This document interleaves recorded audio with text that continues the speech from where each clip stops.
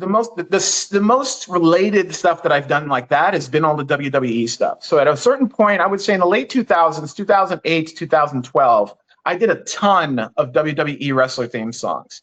And a lot of them were written by Jim Johnston, who was like the main writer for like a lot of the theme songs. But I produced a bunch. So I did The Miz, I did Alex Riley, Dirk Ziggler.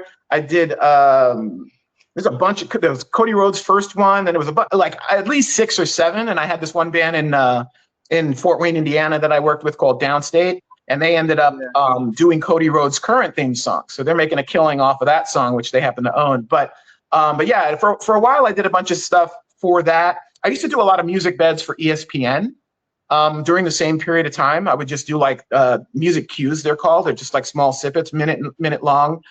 Did a bunch of those, probably 30 of those. I really liked that work, but then producing and writing for other bands started to take up 80%, 90% of the schedule. And I left the other 10% to keep my band alive to whatever capacity it's alive.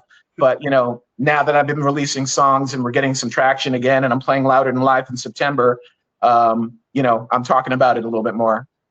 Yeah. Yeah, I'm a big wrestling mark, man. I've been, you know, since I was a kid. Yeah. And then we just watching SummerSlam this weekend. I had no idea that you had done a bunch of those songs too. That's awesome. Yeah, for a long time. It was pretty cool. It was very fun. It was, you know, I did one of my favorite things that I did, which was, you know, this gives you an idea how they run the business a little bit. It was a bit sneaky. Jim calls me up and he says, hey, can you do Randy Orton's theme and Batista's theme? Can you do them acoustic? And they gave me like no money for this. And I was like, yeah, okay, I'll throw it together. And I had Aaron from Gemini Syndrome sing Randy Orton's theme song, and I sang Batista's theme song. And it was pretty funny because I send it in, and then it turned out to be WrestleMania's 12's main promo. So every commercial had me singing on it, and I was like, I got like $1,000 for this, you know? But that's how they always did that.